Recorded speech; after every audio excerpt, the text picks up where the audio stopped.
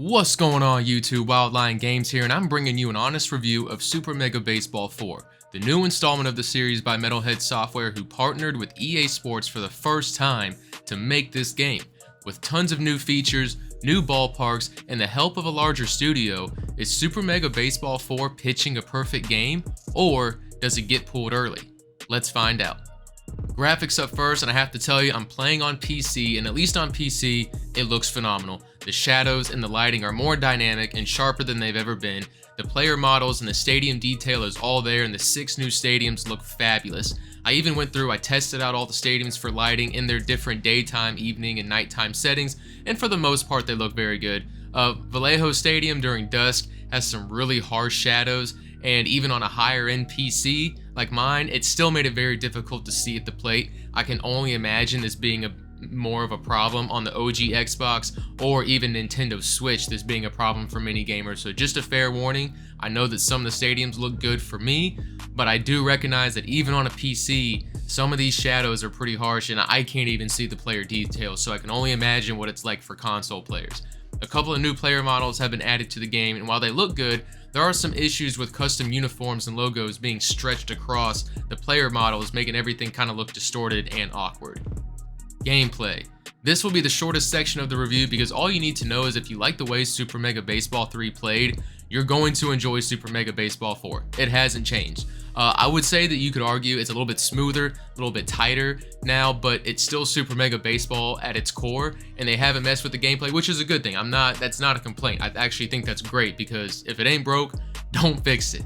If you didn't play Super Mega Baseball 3, like you skipped it, you're still playing 2, you're going to like the gameplay improvements. I think 3 took everything that 2 did and improved upon it big time. Like, gameplay was like a major pro point that I gave Super Mega Baseball 3 in my review. It's still a fun balance of simulation and arcade style play.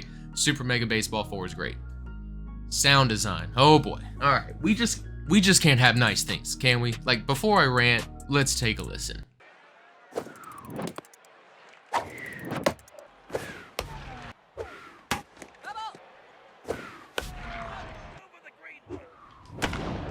Oh, I thought I crushed it. I'm not sure what's going on in the sound department, but there needs to be some serious talks about what the creative decisions here were.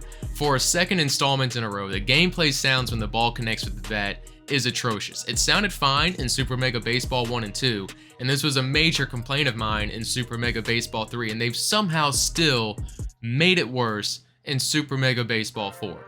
I'm not sure how. The rocket launcher jet noise when you hit the ball, it's cool, but it's used poorly and used in wrong areas and used way too many times. It's used in foul balls and pop-ups, and then sometimes when you do have a good, connection with the ball and it goes deep into the outfield, the bat sounds plastic or maybe even hollow.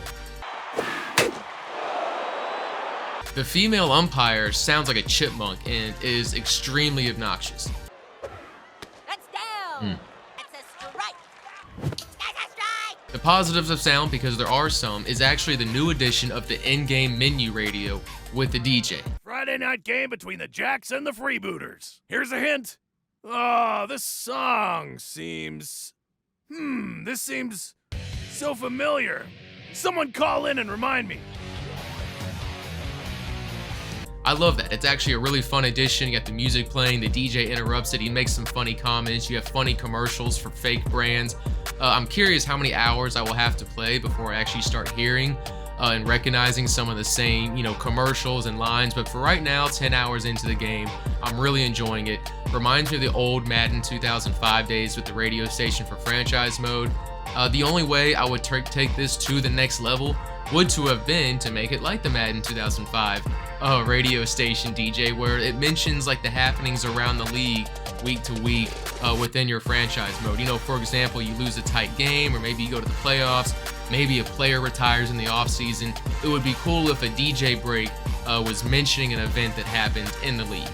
The PA announcer in the game, he makes some great comments as well. If you listen closely, the crowd reaction to events happening during the games is a nice touch. But even with those two changes, sound design overall is very poor and a huge negative impact on the game. MLB Legends.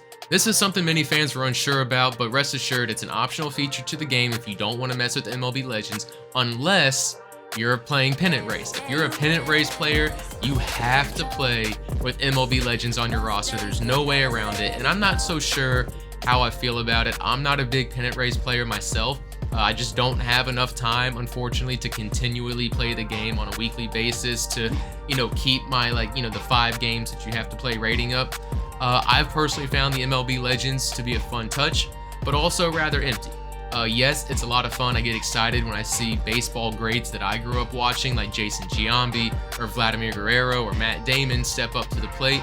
But I also find it very disappointing that outside of a couple key MLB legends like David Ortiz, the real-life characteristics of that player aren't crossed over to the Super Mega counterparts. It appears to have been a pretty lazy addition from EA Sports, which, even though EA being EA, it still surprises me because they made a fantastic baseball game called MVP Baseball 2005, and they had MLB Legends in the game back then as well, and each legend had their unique batting stance and body type, and they looked the part. So I'm not sure why 20 years later, well, almost 20 years later, we can't get the same thing with more modern technology. I'm chalking it up as not putting in enough effort, and it seems like it's simply just a cash grab in my opinion. Also, Willie Mays with a 40 speed. Are we kidding ourselves? Traits and chemistry. This is easily the best addition to Super Mega Baseball series, is all the new traits in team chemistry mode, which plays a major role in franchise mode. If you're not a franchise mode player, or you're not someone who likes to customize teams and leagues, then I can see this not being very exciting for you. But if you do like creating your own team and you do like playing franchise, this, in my opinion, is where Super Mega Baseball 4 shines the most. Here's how it all works. Team chemistry is going to be comprised of 5 different categories, such as competitive, spirited, scholarly, you have a couple others. Player traits vary from what they do and fall into one of these 5 chemistry archetypes. Player traits either have a positive or negative effect on a player. So now, if we go and look at our roster and we have 2 or less players of a chemistry type, everyone on the team who carries a trait that's within that chemistry type, they don't really get a boost. 3 to 5 players, they get a slightly larger boost, and if you have 6 or more players in a chemistry type, all the traits that fall within that chemistry type across the board for your whole roster for any player receive a major boost. And then the reverse works for negative traits, where those negative traits are exponentially compounded the fewer chemistry player traits, the fewer chemistry players you have on your team. This actually becomes a pretty major strategic component when building your team, when you're signing and re-signing players in the offseason, and when you're using shuffle draft. Figuring out how you want to build your team and what is important to you is added a whole new element other than just looking at attributes alone. Which brings us into franchise mode, a conflicted topic from Super Mega Baseball 3, and one of the reasons why I didn't think the game was that great, because the lack of franchise features they didn't have in Super Mega Baseball 3. Many of us hoped that we would see those features be implemented into the game this year, and it's a mixed bag. We didn't get everything we wanted, but we did get to see a lot of improvements that made this more of a true franchise mode. We now actually have the ability to re-sign players, and players actually have a loyalty system tied to them, which gives an indication of how eager they are to stay with your team the following year. The higher the loyalty, the easier you can re-sign them with no pay upgrade. But the lower their loyalty, you might have to open up your wallet a little bit more in contract negotiations, or they're gonna say bye-bye. You can manage this throughout the year with manager moments, these periodic events that occur where you are forced to make a decision about a player on the roster, which he can leave a positive or negative effect on one or the other, slowly over the course of the year, changing their loyalty score to your team. I will say, a warning, if you play short seasons like 16 to 20 games, expect to be bombarded with manager moments constantly. I'm talking like 2 to 3 each game, like in between each game. It's actually like really obnoxious, and there needs to be a way to balance this out. You bump up your games per season to like 60, 70 plus, going to the hundreds and everything. It's much further, few and far between.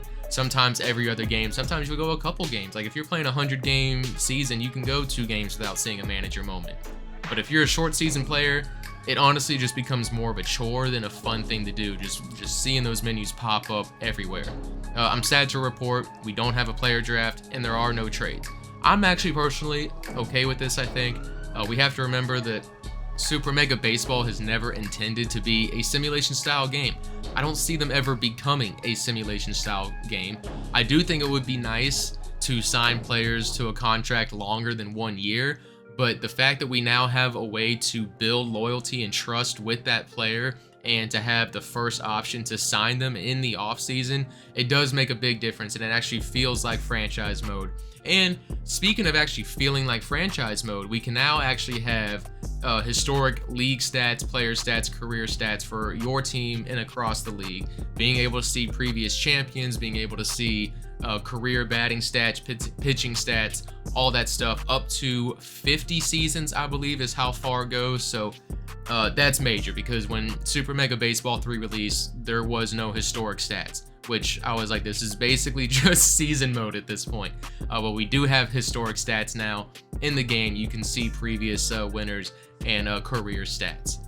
And even though you can view player individual career stats, it's really a shame that league history information is not there, such as previous champions, which franchise has the most championships, best franchise records, all that stuff. There's no team-oriented historic stats to be able to view, which is a big disappointment that it's only limited to player, historic, and career stats. And before I forget, I gotta touch on Shuffle Draft real quick. It is one of the best features they've added to the game. It's so much fun. It's literally just fantasy draft. That's all this is, with just cards instead of like the full list of players to choose from. But I find it a very addicting feature to the game, and it's very fun building your team however you see fit. You can build it based off chemistry, you can build it based off player skills, or, you know, if you're me personally, I just like to build my roster based on the best and funniest names I could come across. Hey, it's me again, Negative Nancy, and I'm back with more complaints because whoever was on the design team for the UI obviously didn't spend more than 5 minutes with the game. It's atrocious in so many areas, and I'm gonna have to break this down into a list to keep my thoughts concise, because I could rant for an hour about UI UX design in this game. The in-game UI while you're playing is disorganized, takes up far too much of the screen, and it's difficult to read. The spacing is uneven, it's too spread out, the mixed match of colors on player attributes becomes confusing, and here's a side-by-side comparison of Super Mega Baseball 3 to Super Mega Baseball 4. Here's my suggestion. Let's just get rid of the entire HUD altogether, except for the scoreboard and the baseball diamond on the top of your screen. Move your strategy button to the bottom right-hand corner of the screen, and then if you pull that trigger, all of this information pops up into view for you. Let go, and then all of it goes away, giving you a more immersive experience. Suggestion 2 would be to just make the damn thing 40% smaller, or at least give us a slider to increase and decrease the size of the HUD. Get rid of all the multiple colors on attributes, and for the love of all things holy, just make balls and strikes easier to read. Next is team creation. You can't create single teams anymore. It's impossible. You have to create a league and then go into the league to create a team. You can't just create it. It's so ass backwards. It baffles me, and I'm getting very upset talking about the UI UX in this game, because it is honestly a feat of just how bad it is. Creating a league is also a hassle when it comes to editing teams. It is painstakingly long process to edit a league with the teams that you want. You have to hit X, and you have to hit plus, and you gotta change league, then you gotta click Super Mega League, then you, like, dude, there are so many steps to take just to change a team.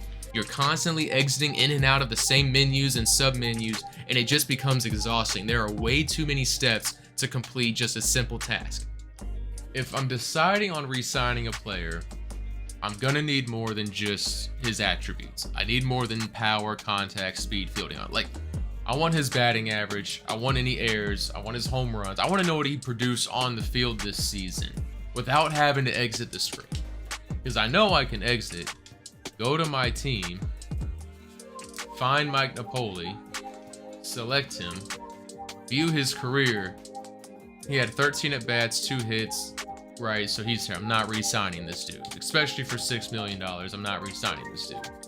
But I shouldn't have to leave this screen to be able to figure that out. For something that should be so simple, where you should just be able to look at a screen and do a comparison on if you want to re-sign this guy or not, like, that's valuable information, and it should be more easily accessible than what it is right now. Also, going back to creation, copying logos to various parts of your jersey now requires more steps than ever before. No longer can you just hit copy and then, go over to the different boxes of like your away jersey, your home jersey, and your hats and just keep hitting paste. You now have to exit all the way back out, hit copy again, and then go back in and then move over and paste it into a new spot. Once again, very tedious. You can no longer sim more than 1 week at a time. Super Mega Baseball 2 had this feature. We're talking a game 7 years ago. You could sim 100 games at a time if you want. And from the same studio 7 years later, that's no longer possible. The roster management's horrible. Sorting by column takes 3 buttons now instead of just 1. Players are randomly sorted as well. I can never find if they're sorted by overall, by name, or position. They're just listed in your roster. If you go into my team, there is no team loyalty. It's just not there. So you actually have to go into the free agency, like the signing free agency menu, then hit my team, and then only there can you find player loyalty after you scroll 5 pages over. Pitchers are grouped into your roster with the fielders as well, and I'm sure I'm missing many other issues at the moment. But yeah, just the UI, it's like I'm impressed that it's this bad. That's all I gotta say. So, as you guys know, I rate my games on an obscure and ever-changing scale that always fluctuates. So how do I rate Super Mega Baseball 4? I give Super Mega Baseball 4 the New York Mets. The Mets have had flashes of brilliance and strong seasons, good rosters, but the franchise is just riddled with managerial issues, long stretches of mediocrity, and questionable front office choices that often result in underperforming seasons. Super Mega Baseball 4 is a lot like the Mets. It has its flashes of brilliance with the additions of historic stat tracking and franchise mode, player loyalty, manager moments, team chemistry, but even with all those additions, it seems like the game is struggling to enjoy its success behind its horrendous UI, awful sound design, and just straight up features that fans have been asking for 7 years now, like Home Run Derby and Instant Replay. We still don't have Instant Replay. For every step Super Mega Baseball 4 took forward, they also took 2 steps back. It's a far from perfect game, and while at its core it's really fun to play and very addicting, so is Super Mega Baseball 2. And you can't charge AAA prices for a game that doesn't offer AAA features. So like any good Mets game, just get your tickets in the 300 level. Don't splurge out on good seats. And what I mean by that is just wait for a sale on this game. Franchise mode isn't going anywhere. I'm sure that the UI and the sound design will get patched. It better get patched. But paying $50 for the game or a full $60 for the ballpark edition, just wait for a sale. I would say comfortably, if I had to go back and do it again, I would hands down pay $40 for this game for the ballpark edition. Without it, I'd pay $30. So I would say this is a $30 to $40 game. You're looking at a $20 discount. Warning to the Switch players, I've heard reports that the game is practically unplayable on Switch, so I would hold off for now, check for some reviews, wait for some hot fixes, because I've heard there's been a ton of issues on the Switch, and unfortunately with Switch, you actually can't get refunds with the way that Nintendo Switch works. So if you're thinking about Switch, I would hold off.